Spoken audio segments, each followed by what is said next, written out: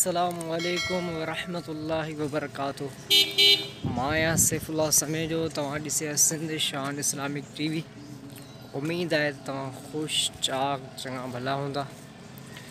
रहमत जी हल्की हल्की बारिश अल्लाह जे रहमत ऐं करम सां वसी रही आहे।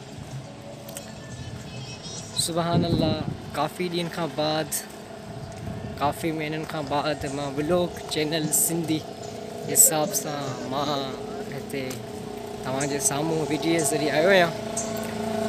अल्लाह खां इहा दुआ आहे त अल्लाह तबारक तआला ज़ुल्हिज्जा जी 8 तारीख़ अल्लाह तबारक तआला पंहिंजे ज़ुल्हिज्जा जी 8 तारीख़ अल्लाह तबारक तआला ज़ुल्हिज्जा जे महीने जी बरकत सां अल्लाह तबारक तआला सभिनी मुसलमाननि जा गुनाह माफ़ फरमाए ऐं मालिक मौला पंहिंजे हबीब सदके असांजे मथां रहम ऐं करम फरमाए।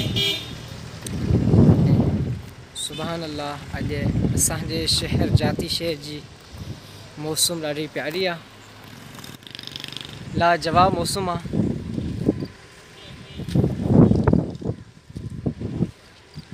ऐं माशाअल्लाह सुबुह जो पहर आहे ऐं अल्लाह जी दर दुआ आहे त अल्लाह तबारक तआला पंहिंजे हबीब सदके असांजे मथां रहम ऐं करम फरमाए।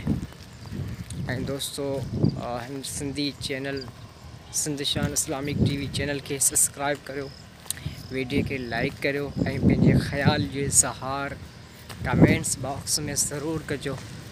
अल्लाह ताला तव्हांखे दुनिया ऐं आख़िरत में असीम रहमतूं बरकतूं नसीब फरमाए। आमीन। अस्सलामु अलैकुम वरहमतुल्लाहि वबरकातुहू।